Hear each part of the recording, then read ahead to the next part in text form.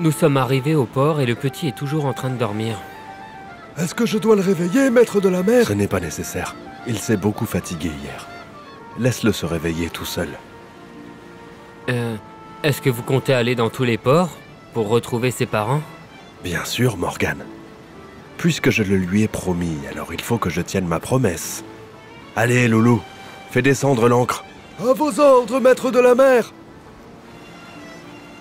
Et toi, Morgan, assure-toi que toutes les marchandises soient bien livrées.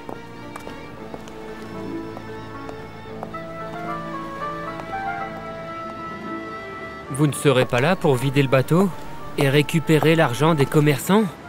Je te charge de cette affaire, Loulou. Je veux rendre visite à un ancien ami. Est-ce que c'est Hilal? Oui, c'est lui. Je trouve ça étrange qu'il ne soit pas sur le quai pour nous accueillir, comme d'habitude. Peut-être qu'il dort encore. Il se réveille toujours avant l'aube. Je vais voir moi-même. Allez, Loulou, il faut vite livrer les marchandises. Je n'y arriverai pas tout seul. Viens m'aider. Le maître de la mer m'a chargé de prendre sa place et de suivre moi-même les opérations pour délivrer les marchandises aux commerçants. Eh bien, dans ce cas, louons des ouvriers pour nous aider à vider tout ça. Tu as raison. Ainsi, nous terminerons le travail plus rapidement. Je ne pense pas que le maître de la mer s'opposerait à ce qu'on sollicite des ouvriers pour nous aider. Bien sûr qu'il ne dira pas non. Et il leur donne toujours de l'argent, avec générosité, qu'ils aient travaillé ou non. Très bien alors. Approchez-vous. Oui, vous deux. Allez, montez pour vider le bateau. À vos ordres, monsieur. Je voulais vous demander une chose. Je vous donnerai ce que vous demanderez, mais faites vite pour finir le travail. Allez, portez ces boîtes doucement et faites attention de ne pas les faire tomber.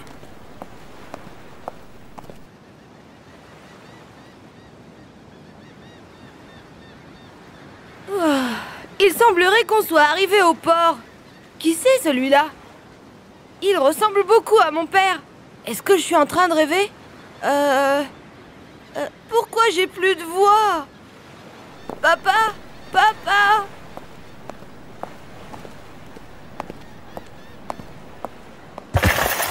Hé, fais attention! C'est fragile, ça! J'ai entendu la voix de mon fils. Où est-ce qu'il est? Quelle voix? Tu paieras le prix de ce que tu as cassé. Mon fils. Mon chéri, je pensais que je n'allais plus jamais te revoir et te prendre dans mes bras. Tu m'as manqué, papa! Ça fait des mois que je ne t'ai pas vu! Je t'ai cherché de partout, mon fils. J'ai voyagé dans de nombreux ports. Et puis, je suis revenu à l'endroit où je t'ai perdu. Et comme tu es en train de le voir, je travaille comme porteur au port. Pardonne-moi, mon père! Tout ça est de ma faute! Ta maman va être ravie que tu sois revenu. Ma maman chérie? Où est-ce qu'elle est? Elle m'aide à subvenir à nos besoins, en travaillant à la réparation des filets de pêche. Tout cela pour que nous restions ici dans l'espoir de te revoir. Arrêtez de pleurer. Ou alors, moi aussi je vais pleurer. Papa, je te présente mon ami Loulou. Il est très amical et travailleur. Et lui, c'est mon ami Morgan, un ancien marin très compétent, et qui sait jouer d'un instrument de musique qui s'appelle le violon. Je ne sais pas comment vous remercier. Nous n'avons rien fait du tout. Celui qui a accueilli Ziad et en a pris soin, c'est le maître de la mer, le capitaine de ce bateau. Remerciez-le pour moi et pour Ziad. Allez, viens, mon fils. Ta pauvre mère va être si contente de te voir. Allons-y, papa. Je suis impatient de la voir et de lui embrasser la main. Vous allez beaucoup me manquer. Tiens, prends ça, Ziad. Ce violon est un cadeau qui te fera penser à moi. Mais tu l'as acheté avec tout l'argent que tu avais. Merci beaucoup, Morgan. Attends, Ziad. Tu auras sûrement une petite faim sur le chemin. Mais c'est ton petit déjeuner, Loulou. Je suis rassasié par la joie. Merci beaucoup. Allons-y, papa. Arrêtez de pleurer. Ça y est, Ziad est enfin de retour parmi nous. Béni soit le Seigneur. Tu as grandi de taille, mon garçon, et tu ressembles au marin. Et j'ai beaucoup appris sur la mer et sur les pays, maman. Mais la chose la plus importante que j'ai apprise est qu'il n'existe pas un cœur plus tendre que celui de ma mère, ni un sourire plus satisfait que celui de mon père. C'est grâce au maître de la mer.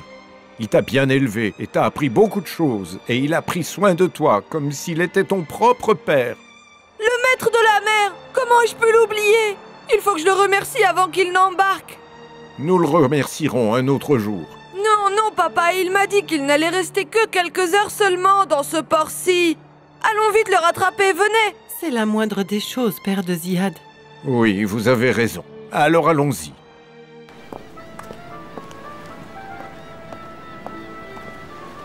Leurs sanglots fendaient le cœur. Il a enfin retrouvé son père grâce à Dieu. Et on a enfin rendu le petit garçon à sa famille. Oui, en effet, Morgane, tu as raison. Mais pourquoi ne m'ont-ils pas attendu pour que je lui dise au revoir? C'est parce qu'il était impatient de voir son père et sa mère.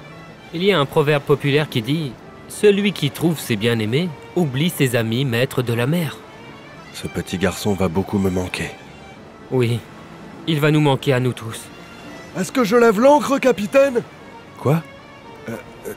Qu'est-ce que tu disais, Loulou? Est-ce que je dois lever l'ancre? Pour qu'on se prépare à partir? Oui, bien sûr. De toute façon, il faut qu'on s'en aille. Alors, capitaine, quelles sont les nouvelles de votre ami Hilal? Il est décédé à l'aube ce matin. Je voulais faire la prière du midi avec lui. Et là, je vais prier pour lui. Que Dieu lui donne sa grâce. Je sais que vous l'aimiez beaucoup. Béni soit le vivant qui ne meurt pas. Cette vie ressemble à un voyage. Nous tournons d'un port à l'autre. Nous rencontrons beaucoup de visages. Nous nous aimons par amour pour Dieu. Ou bien nous nous combattons pour l'amour de la vie. Et à la fin, nous la quittons tous. Nous sommes tous des voyageurs. Maître de la mer! Maître de la mer! Qu'est-ce qui m'arrive? Suis-je à ce point attaché à toi, Ziad? J'entends ta voix comme si tu m'appelais. Maître de la mer! Mais qu'est-ce que... Morgane, tourne le gouvernail vers le sud. C'est Ziad. Il ne fallait pas que j'accepte de faire ça. Il nous a vus, papa. Le bateau tourne et se dirige vers nous. Comment pouvez-vous embarquer avec ce petit bateau? Je ne vous entends pas. Pourquoi es-tu venu? Vous me manquez. Comment avez-vous pu embarquer sans m'attendre? C'est toi qui ne m'as pas attendu. Est-ce que vous voulez que je reparte? Non, attends. Tu sais, tu me manques beaucoup, petit marin. Allez, prenez cet escalier et montez à bord les uns après les autres. Ramène plus de couverture épaisse, Morgane. Et dépêche-toi de préparer la nourriture, Loulou. Si vous l'aviez vu, il est devenu fou quand il a su que le bateau avait embarqué. Il ne parle que de vous, monsieur. Et des belles choses qu'il a apprises de vous. Il vous aime vraiment beaucoup, maître de la mer. Moi aussi, je l'aime beaucoup. Dieu seul sait combien. Ne m'aviez-vous pas promis, maître de la mer, que je travaillerai avec vous quand je serai grand? Oui, je te l'ai promis, c'est vrai. Maman m'a dit que j'avais déjà grandi de taille. Pourquoi ne pas travailler avec vous dès maintenant? Pour le moment, tu dois continuer tes études et apprendre par cœur le Saint-Coran. Tu dois aussi étudier les mathématiques et la géographie et l'astronomie. Comment peux-tu devenir marin si tu ne connais pas l'histoire et la géographie? J'apprendrai tout ça, maître de la mer. Tout ça n'est qu'un début. Et tu sais, la vie continuera à te donner des leçons. Tu as entendu, Ziad? Oui, j'ai entendu. Pourquoi ne pas changer le sujet des études maintenant? Vous ne m'avez pas dit ce qui était arrivé au propriétaire des vergers. Le propriétaire des vergers?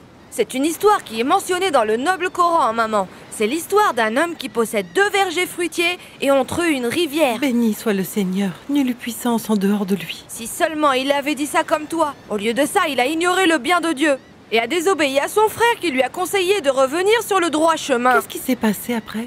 Vous avez vu, maître de la mer? Nous sommes tous intéressés à écouter le reste de l'histoire. Le frère pauvre est parti attristé après sa conversation avec son frère.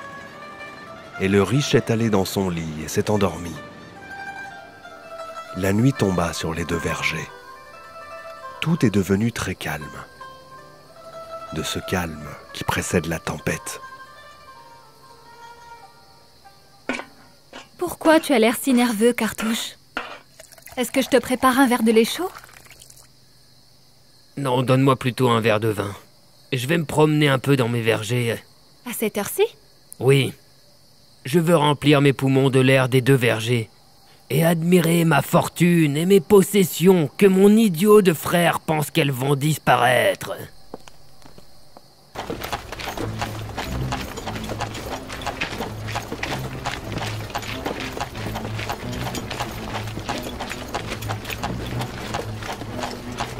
Des nuages épais se sont brouillés dans le ciel et ont commencé à s'approcher dans leur univers cosmique. Comme s'ils étaient une armée qui se rassemblait pour une mission. Il fait très froid. D'où sont soudainement venus tous ces nuages? Espèce de chevaux paresseux! Pas aussi vite! Arrêtez de galoper comme ça!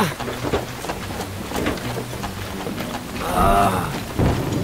Qu'est-ce que c'est? Il n'y a pas de vent qui souffle durant cette saison, normalement! Le vent a commencé à souffler comme s'il était poursuivi par les démons. Et la tempête devint de plus en plus violente et abattit les 2 vergers. Je ne crois pas mes yeux! Mes arbres volent comme s'ils étaient des feuilles sèches! Où sont mes jeunes fils forts? Où est ma femme? Où sont mes proches? Où sont mes gardes et mes servants? Ah!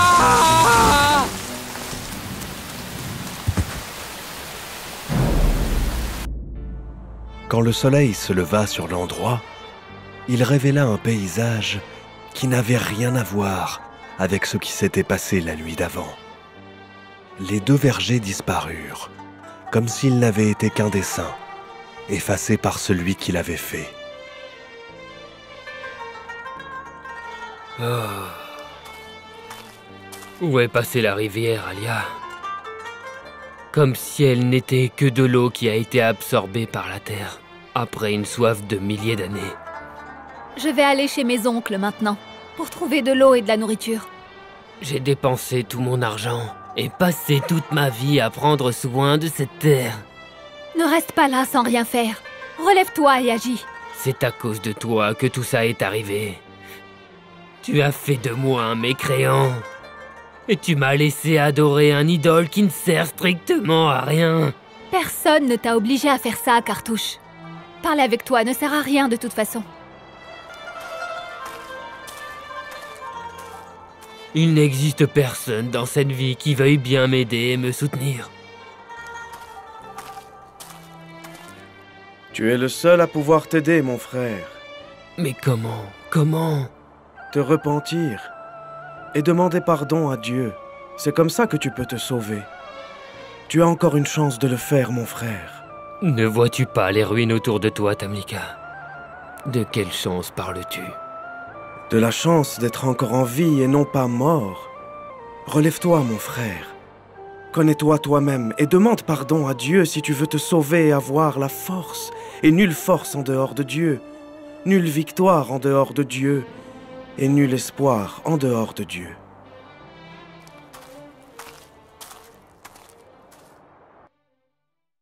Au nom d'Allah, le tout miséricordieux, le très miséricordieux. Or sa récolte fut détruite, et il ne lui restait plus qu'à se tordre les mains de regret, en pensant à toutes les dépenses qu'il avait effectuées et en se lamentant sur ses treilles complètement ravagées. « Plût à Dieu, gémissait-il, que je n'eusse jamais donné d'associé à mon Seigneur. » Et il ne trouva aucun parti pour le secourir contre Dieu, pas plus qu'il ne put se secourir lui-même. Car en pareil cas, la souveraine protection n'appartient qu'à Dieu, qui est la vérité suprême, et qui accorde la meilleure récompense et assure la fin la plus heureuse. Allah le majestueux a dit vrai. C'est la fin de notre histoire, Ziad. Et le bateau est enfin arrivé à son dernier port. Vous savez, maître de la mer, j'ai appris beaucoup de leçons de tout ce que vous m'avez raconté. Bravo, mon garçon. J'espère que tu te souviendras de tout ça et que tu sauras en profiter dans ta vie. Tu rencontreras sûrement dans la vie des tyrans comme le Nimrod ou Goliath ou les gens du fossé. Et tu rencontreras des arnaqueurs comme le Samaritain et le stupide roi déchireur. Et tu rencontreras aussi des orgueilleux, qui ne se soucient que de ce qu'ils ont comme richesse, tel qu'Haroun ou le propriétaire des 2 vergers, et beaucoup d'autres. Comment est-ce que je dois me comporter avec ces gens-là? En faisant du livre de Dieu ton guide et ton protecteur, et en pensant avec ton cœur.